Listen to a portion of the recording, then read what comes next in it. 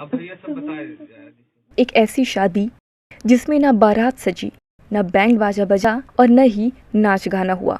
8 दिसंबर को घर में खुशियों की शहनाई बजने वाली थी, लेकिन डोली में सवार होने वाली दुल्हन अब स्ट्रेचर पर लेटी थी और दूल्हा इसी हालत में उसे मंगलसूत्र पहना रहा था। इस मौके पर केवल नाते रिश्तेदार ही मौजूद थे।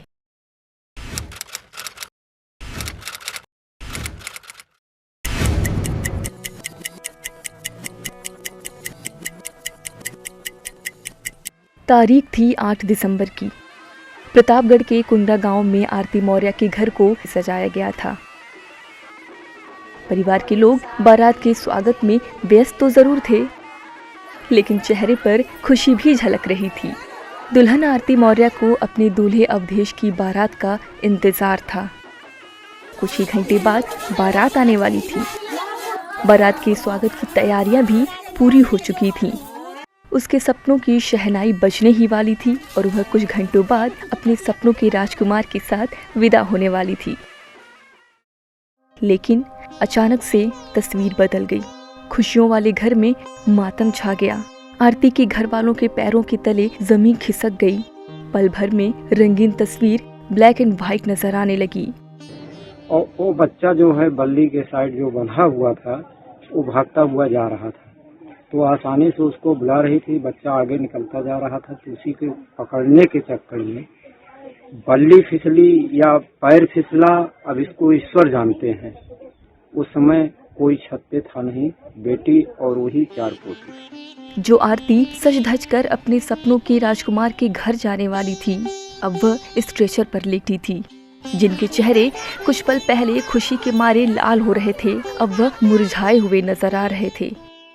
ये सब तो बहुत अजीब ही लगा था कि ऐसा लगा था कि अब ये शादी नहीं होगी। बारात आने के 8 घंटे पहले एक हादसे ने सबको सकते में डाल दिया। छत पे खेल रहे बच्चों को बचाने के चक्कर में आरती का पैर फिसला और वह छत से नीचे गिर गई। हादसे में आरती की रीढ़ की हड्डी पूरी तरह टूट गई। कमर और पैर समेत शरीर के दूसरे हिस्सों में भी चोटें आईं। आलम यह था कि पड़ोस के अस्पतालों ने आरती का इलाज करने से हाथ खड़े कर दिए। परेशान और घबराए घर वाले आरती को इलाज के लिए प्रयागराज के एक निजी अस्पताल ले गए। कुछ सहयोग मिलने के बाद मुझे आश्वासन मिला कि आप इनको पीजीआई ले चलें। फिर पीजीआई शासन के द्वारा या कुछ सांसद जी के द्वारा वहाँ भेजा गया है, लेकिन अभी शिफ्ट नहीं हुई। आरती की हालत देखने के बाद डॉक्टरों ने बताया कि वह फिलहाल अपंग हो गई है और कई महीनों तक बिस्तर से उठ भी नहीं सकती। इतना सुनते ही घर वालों को लगा कि लड़के वाले शादी से इनकार कर देंगे, लेकिन उन्होंने बोला मैं उन्हीं से शादी करूंगा, और ये सब बहुत ही अजीब लगा था उस वक्त। आरती के निराश परिवार वालों ने अवधेश और उसके घर वालों को सारी बातें बताईं। लड़की वालों ने आरती की छोटी बहन के साथ अवधेश की शादी का प्रस्ताव रखा, लेकिन दूल्हा अवधेश का जवाब सुनकर लड़की वाले चौंक गए। वजह कुछ नहीं थी, बस पसंद की बात है और प्यार था जो सब लोग का, और भगवान का भी किया गया है कि चलो ठीक है, जो किस्मत में था, मेरे नसीब में था, वही मुझे मिला है, कोई दिक्कत नहीं है। तो इसमें हुआ था कि छोटी बहन के साथ शादी कर लो, मैंने मना कर दिया, नहीं ऐसा नहीं है, जो है उन्हीं के साथ करेंगे।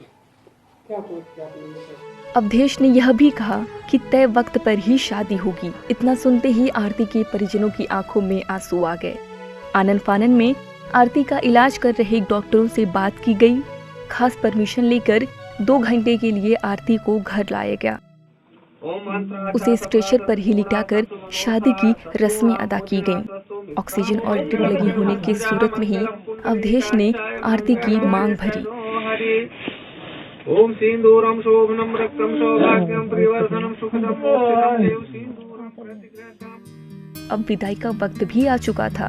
पूरे रीति रिवाज के साथ विदाई के बाद आरती अपने ससुराल नहीं जाकर अस्पताल पहुंची। चोट आ गई मुझे, और उसके बाद मेरे ससुराल वाले को बताया गया कि ऐसी ऐसी बात है।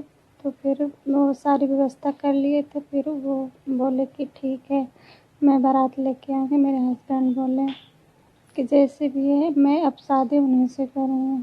हमारे बहनोई एक मिसाल कायम किए हुए हैं कि यहाँ तक कि आज तक फिल्मों में देखा जाता था कि हाँ इस तरह से किया जाता है।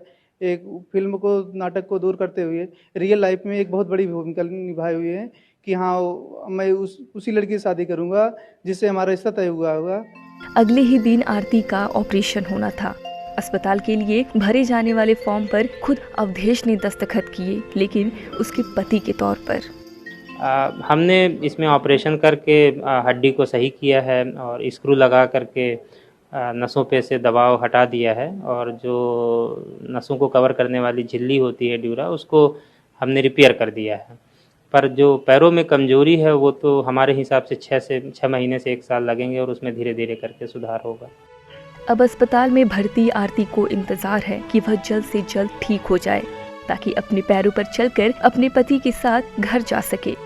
जब जब उसकी हिम्मत जवाब देने लगती है, अवधेश उसे हिम्मत बंधाता है और कहता है कि सब ठीक हो जाएगा। वाकई जिसे ऐसा पति मिला हो उसके जीवन में आगे सब ठीक ही होगा। भगवान से उम्मीद जताता हूँ कि ईश्वर इन्हें भोलेनाथ सकुशल ठीक करें और मैं अपनी बेटी की विदाई धूमधाम से फिर से कर सकें।